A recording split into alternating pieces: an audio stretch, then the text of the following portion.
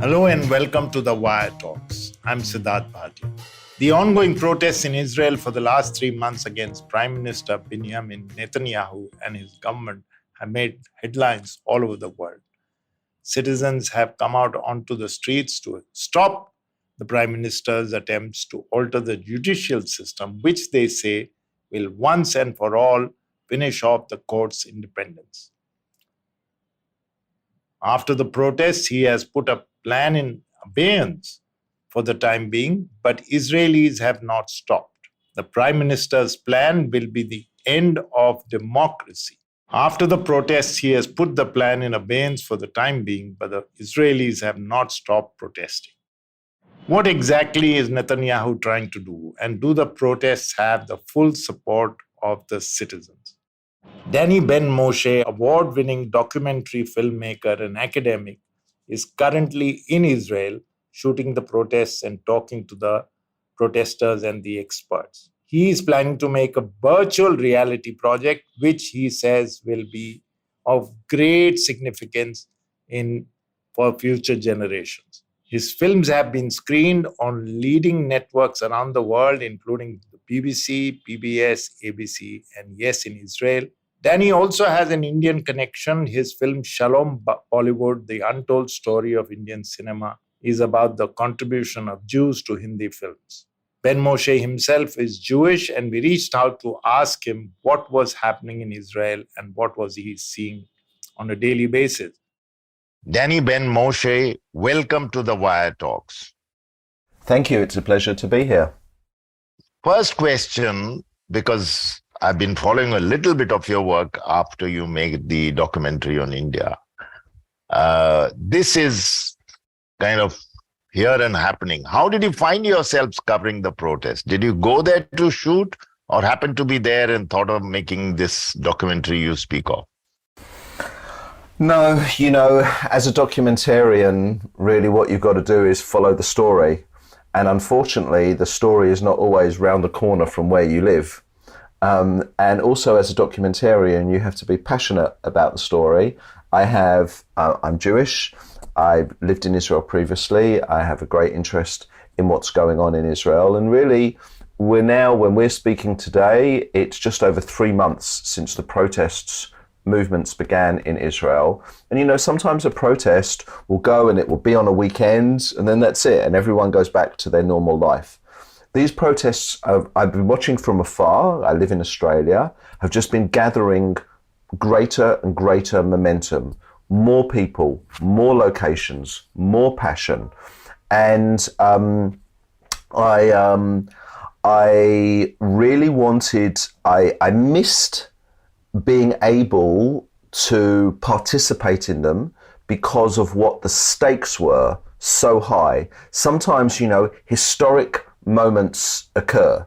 I was in the UK not that long ago when the Queen, may she rest in peace, passed away. I'm making a documentary at the moment for the BBC, and I was in the BBC building looking down on the newsroom floor as the news was coming in, and then being there at the time of her funeral and the memorial, and you kind of feel you're part of these historical moments. And what's going on in Israel now is such a moment. So one, I missed that, being able to be part of it just personally and experiencing it personally. But then this might sound a little weird, but let me explain. I have these kind of little fantasies about time travel. Where would I go? Where could I go if I could travel in time? And I would have loved to have been in Israel in 1948 when it declared independence, or in 1967 after the Six-Day War when people descended in their thousands to the Kotel, the Western Wall, at the end of the war. And not all my travel fantasies are Jewish, by the way, and then I thought, wow, if we just, for some reason, I woke up a week ago and I thought these protests need to be captured in virtual reality. The 360 round shooting that you wear with a headset. So it's not that just like you're looking at it, but it's you're there and you're experiencing it. You're part of it. And I wanted to do that not just now, for people to understand now what is going on, but also if there are weird people like me down the track and they want to look at how some of these historic moments pan out, then they would be this footage would enable them to do so.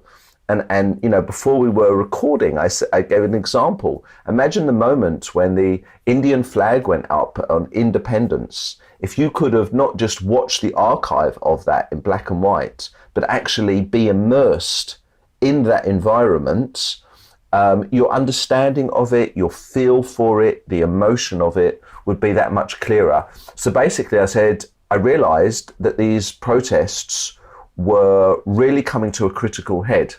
And they were coming to a critical head because the Passover holiday is coming up here in Israel, which is a big national holiday. I don't know if it's equivalent to Diwali, but a major, major national holiday. And I realized I had to get this now. What I didn't, and I arrived in the country on Saturday, and I filmed the main protest, which was the largest protest ever so far, on Saturday night in Tel Aviv.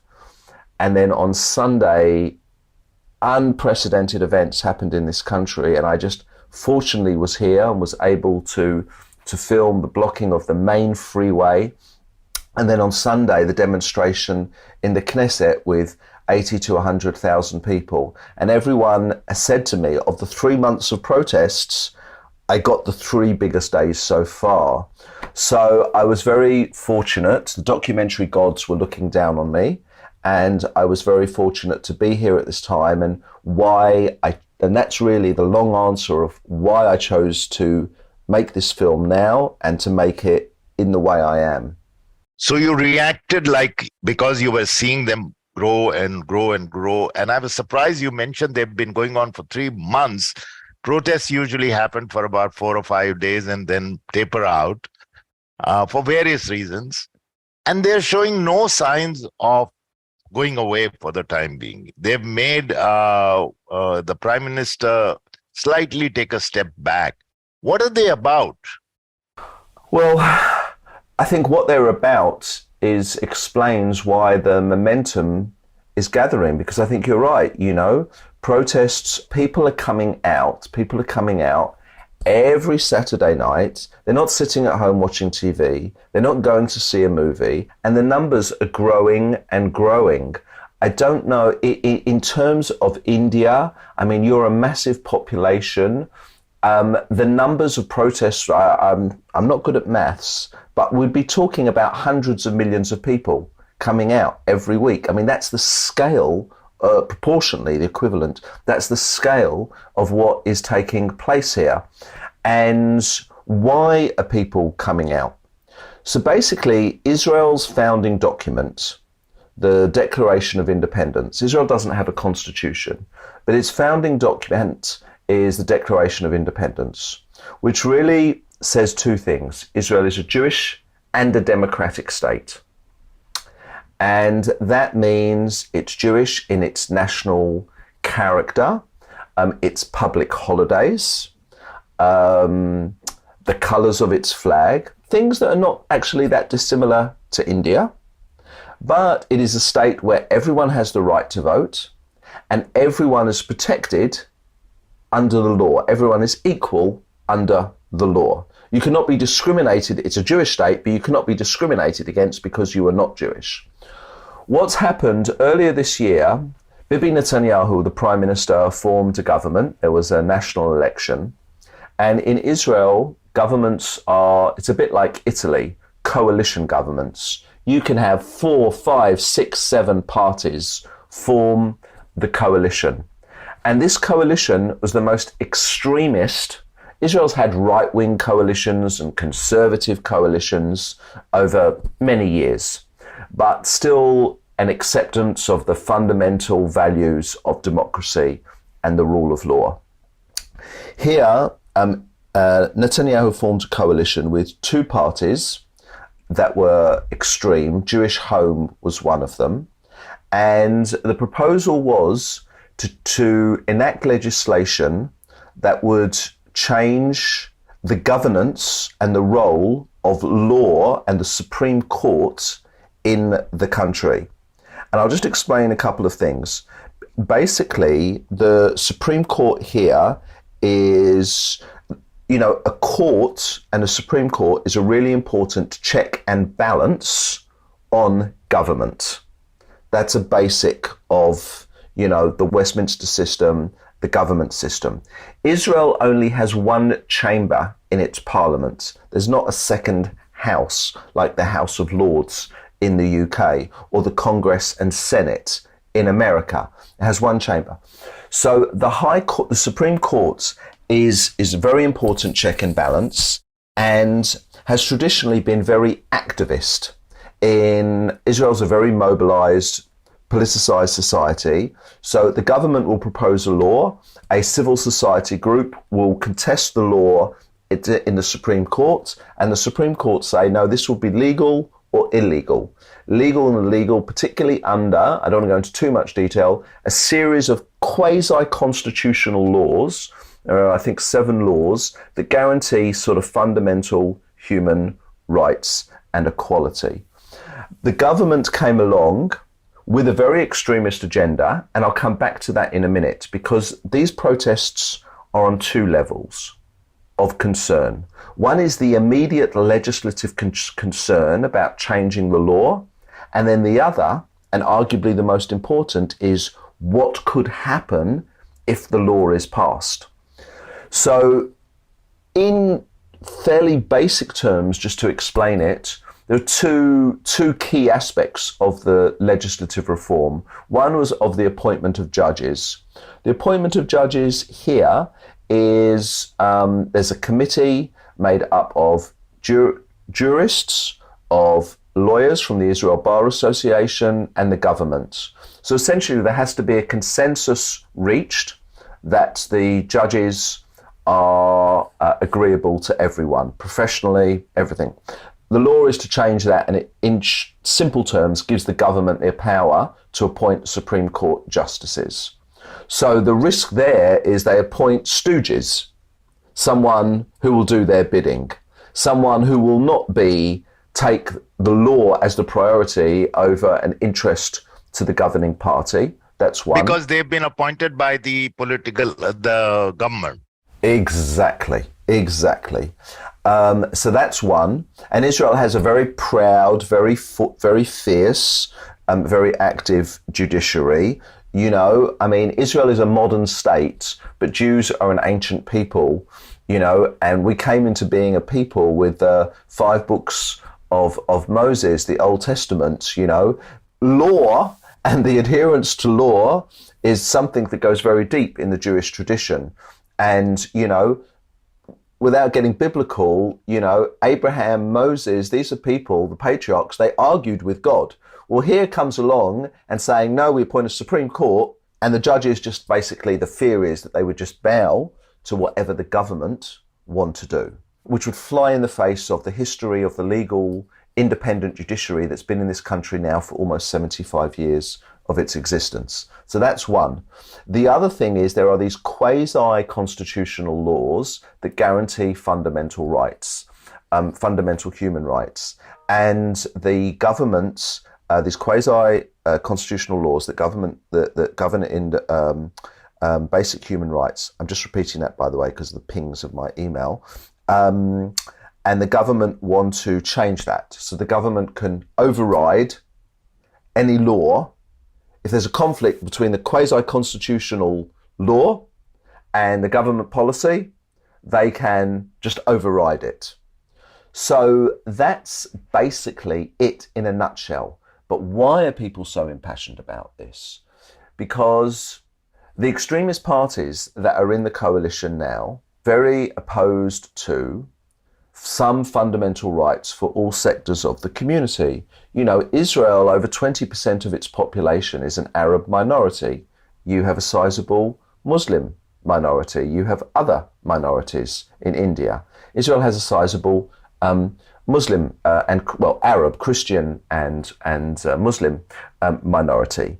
Israel, while it's a Jewish state, it's also a secular state. So in the city I'm speaking to you from, Tel Aviv, an incredible city, the majority of people are secular. They're Jewish, they identify as Jews, They would celebrate the main Jewish festivals, but they're not going to be wearing a skull cap, a yarmulke. They will get in a car on the Sabbath and drive, which someone religious would not do. So they're secular. And there is a real fear in this country that has this long tension between religious and secular. The government will come in, and they've already proposed certain things to limit secular freedoms. So essentially, there's the concern that Israel could move in a theocratic direction. The government could come along, then the government are not doing this, but this is the concern, and there are elements in the government who wish for this and advocate for this and say, we want to have religious law, basically. Imagine how in Iran in the 1970s, it was a very liberal, progressive place under the Shah, oppressive under the Shah of Iran, but culturally very liberal. And then the Ayatollah comes in, and all that freedom goes away. So there have been ministers who have said, wanting to limit freedoms of women or freedoms of gay people. And if there's no Supreme Court empowered to stop them, that could happen. So that's basically what it's all about. Yeah, it does explain, because as you said, the Supreme Court has been activist, and I read some of what the Supreme Court has done over the last few years. It's even gone and overturned political decisions. It has overturned anything to limit LGBTQ communities, and basically on many occasions told the government this will not do. And there is no stopping if these laws goes through. There's no stopping what this government could and would do. Is that what you're saying, right? Correct. Basically. So if, for example, the government came along and said, you know what, we feel that the balance between the role of the judiciary and the government is not working perfectly and there's a need for reform, I think a lot of people might say, yeah, okay, how do we do that? What do we do that? But one, they're coming along advocating for that, but also with an absolutely extremist agenda. An extremist agenda that has not existed in government here before. Let me give you an example. In the 1980s, there was a Jewish fascist party, and Israel prides itself on a democracy, and with great justification. It's used the catchphrase, and I believe it's right. The only democracy in the Middle East to date. In the 1980s, a party came along, an extremist party, fascist Jewish theological party, wanted the country to be a theological state, not a democratic state, by a man called Rabbi Meir Kahane. In the 1980s, his party was banned. In the 1980s, you were not allowed, he had been in the parliament, he was banned from being in parliament, banned from running in elections for being racist. The other night, 3-4 nights ago, I'm in Tel Aviv at the pro-democracy demonstration. There's a line of people waving the flags of the Kahanist movement. So for all these years, they've been contained, illegal, and now they feel it's our time. And every element of life in this country would, as a free society, would change.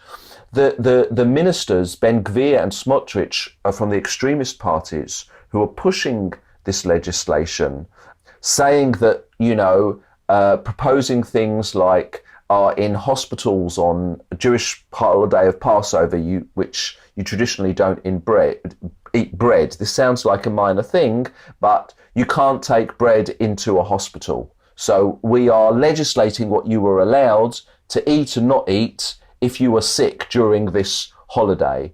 Or hotels and government businesses should be allowed to decline services to LGBTQ individuals if that is their preference. So they have no protection against anti-discrimination laws. So these ministers and this party actually come from a very anarchic tradition. There has been, Ben Gvir, the minister, has himself been arrested.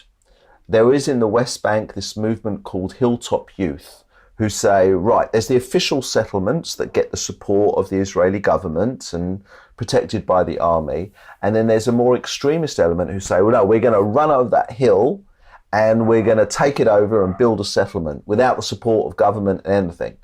Ben Gvir has been part of this historically. He's been arrested as a younger man. So these kind of, it's a bit of a case, if you know the phrase from To Kill a Mockingbird, you know, the lunatics are taking over the asylum. A phrase similar to that was popping into my head. Isn't there a bribery angle also? Netanyahu is facing corruption charges. Okay, so that's a very good question, because the issue is, does Netanyahu actually believe this? Now, I mentioned to you already we have coalition government.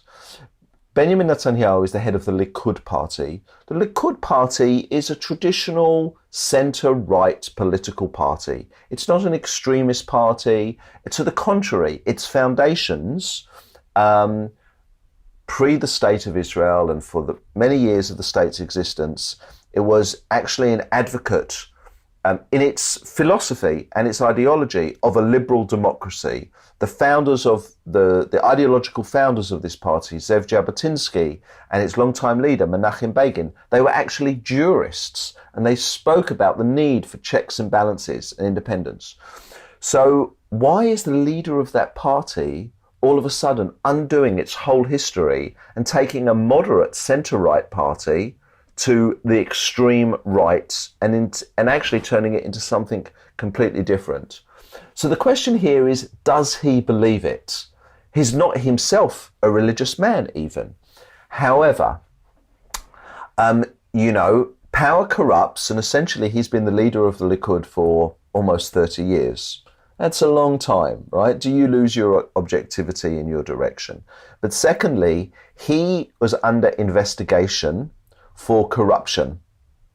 And there was this issue of whether a serving prime minister could serve as prime minister, and indeed other ministers. There was another minister who has been a proposed minister who's barred from office, Aryeh Deri, because of convictions against him.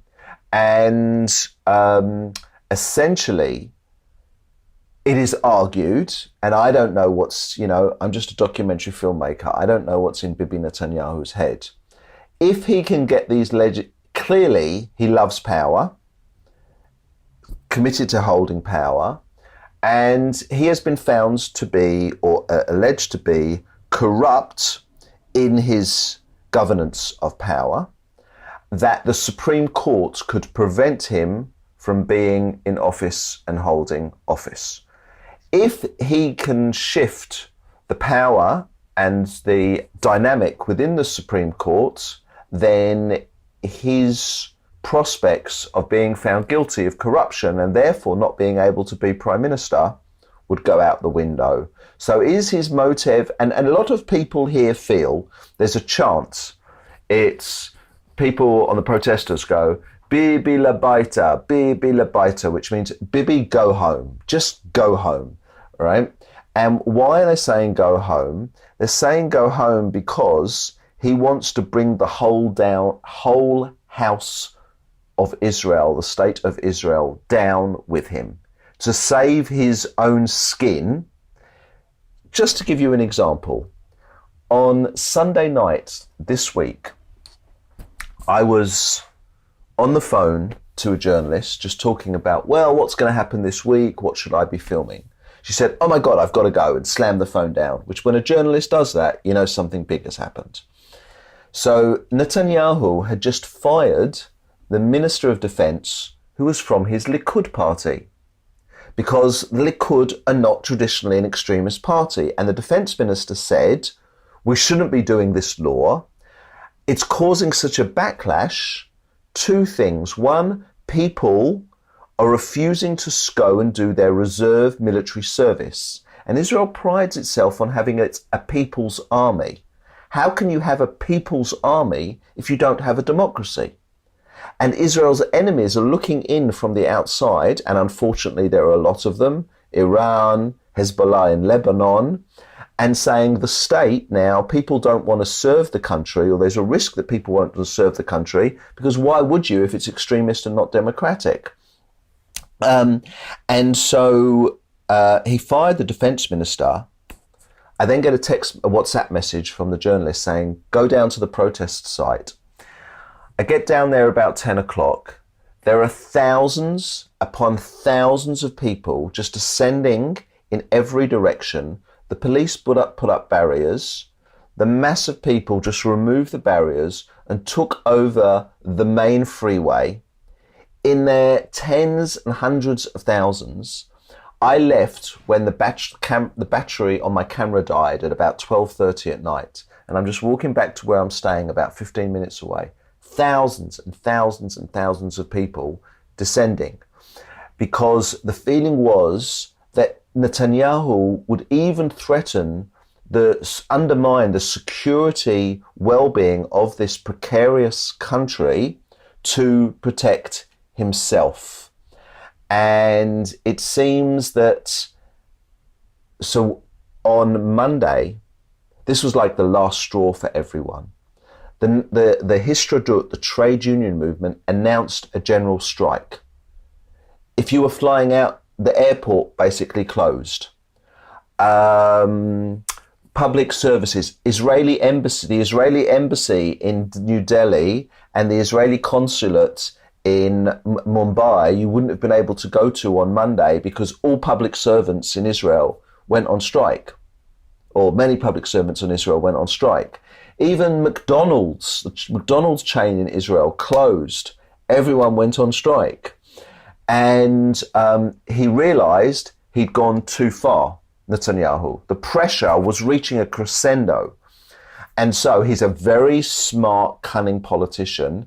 That evening, Monday evening, the next day, he called a halt for dialogue. Now, most people think, in his cunning way, he's just buying time. But what did he agree to in this halt? He agreed to stop the legislation for a month, basically. And he also agreed to give Ben Gvir from the Jewish Power extremist party, he agreed to proceed with giving him a special militia. And you go, hold on a second, what's going on? This is a country that has a reputation for having a very strong army, the best army in the Middle East, arguably one of the best in the world, a very skilled police force. Why does it need an armed militia that responds and is commanded not by a professional, but by an extremist politician? I mean, this is on a whole new level. So on the one hand, he agreed, okay, I'll postpone the legislation, but in doing it, to getting the agreement of the extremist Jewish Power Party, I'll give you a militia. So he'll do anything to stay in power, basically. We'll be right back after this short break.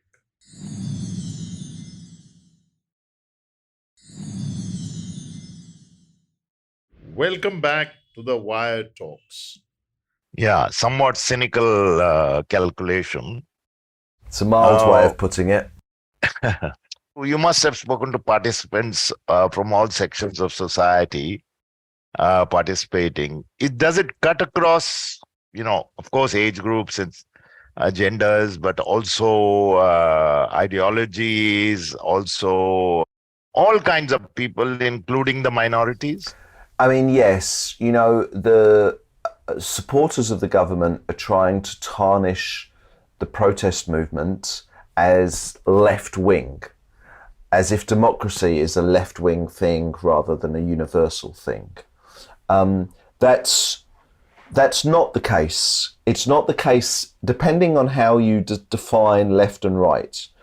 If you define left and right on the political spectrum, generally, then no, it cuts across the divide. There are protests here in every city, and Israel's a very kind of diverse society. You have metropolitan center like around Tel Aviv, and then you have more remote communities, and then you have settlements in the West Bank, and then you have a more religious city like Jerusalem. There are religious groups protesting. There have been protests in the more moderate settlement communities in the West Bank. There are people from the Sephardi tradition, the Oriental tradition of Jewry, and the Ashkenazi, sort of more white tradition. So no, I would say it cuts across the political divide. However, the supporters of the government, and I was in Jerusalem the other night where there was the first basically major protest in support of the government. And I was there and the buses were coming in, basically all religious and right-wing political extremists, for the most part, you could see coming in from the West Bank. So in terms of, you spoke before about protests lasting 4 or 5 days. I used to live in a suburb of Tel Aviv called Ra'anana. I was talking to a friend who lived there. Very middle class, kind of regular society, not hip activist like Tel Aviv, not religiously inspired like Jerusalem, just a regular middle class. And this friend explains that they went out the other night. Every basically week there have been here days of national protest. People have been taking off from their work, going to roads and protesting and waving flags, stopping traffic. And this has happened in this particular community. Regular, middle class, middle-aged people going out on the streets. And he said to me, and then he saw the other night, there was a water cannon there. And I thought, oh my God, if a water cannon has come to this community, if we are now the regular, middle class, middle-aged people are the radicals, everyone's been galvanized. And I've got to say, you feel at times that this country is on the brink, because it's not an exaggeration to say this is an existential issue. Because the question is, can Israel survive if it is not a democracy? Can it survive internally where you have this eclectic mix of Jews and non-Jews? India is a very diverse society, maybe one of the most diverse in the world, right, in terms of language and regions and religions and castes. So Israel, but people come together under this broad framework of Jewish and democratic. Can it survive, or would it actually split? Could, God forbid, there be a civil war? And given that it has countries and forces that actually want to physically destroy it, cease to exist. Iran with its nuclear weapons, Hezbollah in Lebanon, extremist Shiite group, and Hamas in Gaza.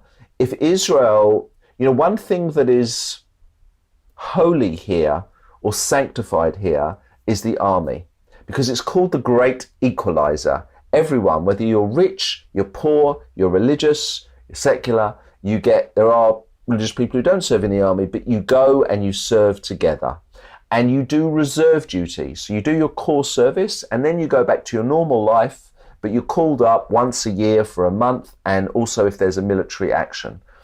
And this is the most sanctified element of this society. And the unprecedented has happened. Pilots, who are the elite of the military, have been saying, we're not going to do our reserve duty now with this agenda because we're not serving a dictatorship. There was at the demonstrations, there are people in green t-shirts, and it's with a slogan, but essentially it's reservists against the legislation, refusing to go and do their reserve duty because they're prepared to put their lives on the line for this country. They're willing to do that, but they're willing to do that if it's a democratic country, not a dictatorship. And so it really is the most critical moment. If you write, when the history of this country is written, whichever way this pans out politically, this is going to be a major chapter. If you sit down to write that book, and you go, okay, in 1947, the United Nations decided to divide Palestine, British mandated Palestine, and create two states, right? That's the sort of division very familiar to your audience in India. And then in 48, declared independence. The 6 Day War, this will be there. And we don't yet know which way it's going to go. But I've got to tell you, I go through experiences of elation and depression over this. One, the elation that the love, passion, care, identification, and belief in this country is so strong that hundreds of thousands of people are prepared to demonstrate week in, week out, because they love it, they care for it, they know that this is the only home for Jews. There's only one Jewish state. And the civil society, if I was a professor, which I used to be, and I needed to teach a master class on civil society activism, and maybe this is the reason why a dictatorship won't happen, well, this would be my case study. On the other hand, I've got to be honest with you, right? We're in the media. We're not in the propaganda business. I have people from the local crew that I'm using to film with, and people who I've spoken to on the streets in making this documentary who say, we're looking at, getting foreign passports, having a backup plan. There's no way we'd stay here if this happened. And I kind of go from this swing of emotions of, yes, civil society, it's leading the way, to, but if the worst happens, the worst will happen. Yeah, that's a very, it's almost quasi-depressive state to be in, because, when you think of the country you grew up in and where people came from all over the world, splitting. On the other hand, there are several things that glue the country together. The Supreme Court is one of them, as you said. What are diaspora communities saying? You live in Australia, and diaspora communities tend to be, in my experience, I don't want to generalize, somewhat conservative. Yeah, I mean, it's true. I live in Australia. I'm from the United Kingdom, so I am familiar, and before I became a full-time filmmaker, I used to be an academic, and the Israel-diaspora relationship was one of my areas of expertise. Generally speaking, traditionally speaking, we have what's called a mobilized model, where the diaspora stands by the homeland, and your assessment, I mean, of course, nothing is ever quite black and white, but it's generally true, more kind of conservative. And the diaspora has been a great friend of Israel, stood solidly by Israel, which I believe has been right and helpful. I've personally had conversations with individuals in leadership positions in the diaspora saying, you need to speak out about this. Israel needs to hear that the concern about this is not just within the Jewish and non-Jewish population within Israel, but extends across the diaspora, not out of hatred, not out of anti-Zionism, not out of the boycott disinvestment movement, but out of identification with the state as Zionist, as the Jewish homeland. And I get varied responses. And, I think, the Australian Jewish community is particularly conservative, but there have been unprecedented statements. There have been, in a park at the end of my street where I live in Melbourne, there was a protest, a civil society protest against the Israeli government's legal changes. There have been protests in Bibi Netanyahu went to London recently. Normally, the Jewish community, he would be feted and praised and adhered to. and lauded. There were protests on the streets by the Jewish community against the Prime Minister of Israel. I'm not talking about these fringe groups, Jews against Zionism or what have you, who are totally peripheral and anti-Zionist. I'm talking about people who love and care and support the state, who are coming out against the visiting Prime Minister. The same has happened in America. American Jewish groups, leadership groups like the American Jewish Committee, the Anti-Defamation League, I'm talking about major Jewish organizations, have come out with statements saying the legislation needs to stop. I don't get the impression that Netanyahu is listening. And there is a danger here. It's very much a secondary danger to the future of democracy in Israel. But there's a danger here, longer term, that Israel and the diaspora could fall further apart as a result. Because if your values, if you live in Western or democratic countries, is democracy is a basic tenet, and then you see that that's not the case in Israel, then your identification with it would be diminished. So no, this has extended, this has galvanized not just Israeli civil society, but also the diaspora. And I don't think Bibi, it's not just that Bibi Netanyahu has been told he won't be welcome to the White House, which would be a big dent to his ego. I think he's also not going to be welcome in Jewish diaspora circles. And that's pretty unprecedented. This whole thing is unprecedented. The scale of protests, the length of the protests, the way the protests have come and captured all sectors of society and extended beyond the state to the diaspora shows that we're very much in uncharted waters, and at a critical juncture. The feeling in the streets here is palpable. And, I'm just sitting in an apartment talking to you from Tel Aviv, and there's the organized big protests, and then I can be sitting here and I hear chants. One of the chants is Demokratia, Demokratia, democracy, democracy. And then there'll be 100, 200 people just walking along with flags. When the minister was fired the other night, I was sitting in the apartment, and all of a sudden car horns start going off. Everyone to the tune Demokratia, Demokratia. It is everywhere. The protests are organized through WhatsApp, basically. There are WhatsApp groups.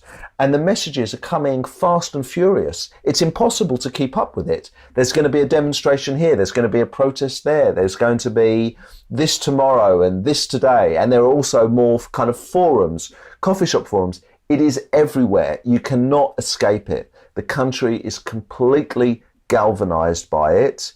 And maybe that is the cause for hope, that people care so much, they love so much, they know what's at stake. Civil society is so sophisticated in this country. And going back to the diaspora, there have been a number of articles by leading Jewish intellectuals who are involved in Israel diaspora affairs, who have actually said, we need the diaspora to speak up. There is an organization called the Jewish Agency for Israel, which kind of governs the relationship between Israel and the diaspora. It doesn't involve itself in political matters. The head of the Jewish Agency just the other day stood up and said, this needs to stop. No one is untouched by it. And I want to go back and just say one thing about the security of the country, just so people understand how defiant Bibi Netanyahu is. You have the high-tech sector, which, this startup country, who are basically saying, the leaders are coming out very formally and saying, we are going to relocate overseas. there's going to be a brain drain. There's going to be a lack of investment. The economic consequences for this country could be catastrophic. The former governors of the Bank of Israel, Nobel Prize winning economists, have said this will be an economic disaster. Militarily, you've had the former heads, chiefs of staff of the military, heads of the Mossad, heads of the Shin Bet, the internal security, have said this is a danger to our security and well-being. Netanyahu doesn't seem to care. So I think when you talk about, it's not just young, hippie, left-wing teenagers with hipster long beards and tattoos on their arms who are demonstrating, just to cast a stereotype, and who are opposed to this. It's the highest level economic, military, security, who are standing there side by side with the protesters in the streets week after week after week. And it's not going to, it's not going to end until this ends. Have the minorities too understood that it's important for them, or they feel that it's not their concern? The Arabs, the Muslims. Yeah, no, the Arab minority get it. I mean, they would be on the front line. I mean, recently there was a tragic, heartbreaking incident where there was, in the West Bank, in a village, an Arab village, a Jewish car was driving through, someone was shot, I can't remember the details, I think they were killed, and a bunch of settlers went to this Arab town and basically inflicted a pogrom. And I mean, that's in the West Bank, which is slightly different, but it just gives you an example of what could happen if this legislation gets through. And the Arab minority in Israel absolutely understands, perhaps more acutely than anyone else, although everyone else gets it, what's at stake, because the parties who are the extremist parties who are really pushing this, are essentially anti-Arab.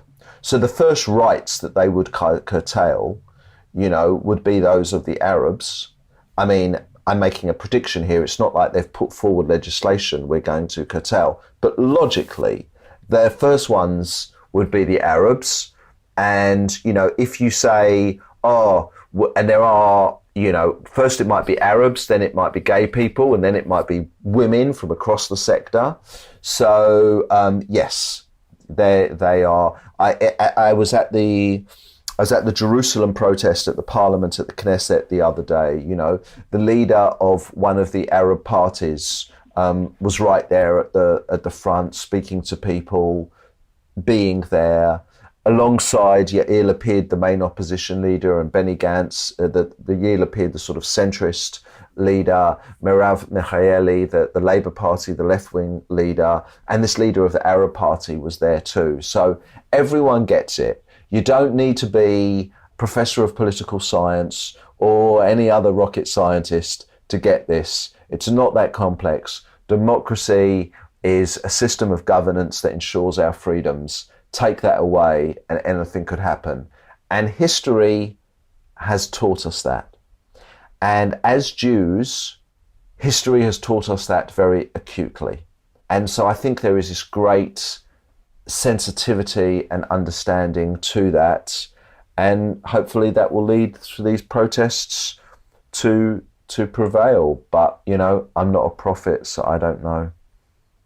Okay, that I can see you are still in a dilemma being there. Thank you, Danny, for this lucid analysis about what's happening in Israel, which, as you say, could decide the country's future.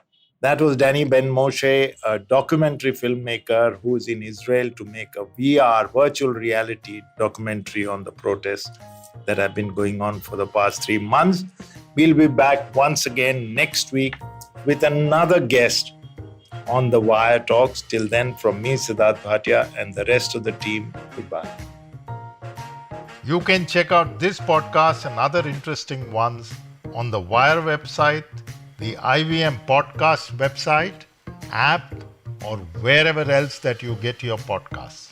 Goodbye from me, Sidharth Bhatia, and the Wire Talks podcast team.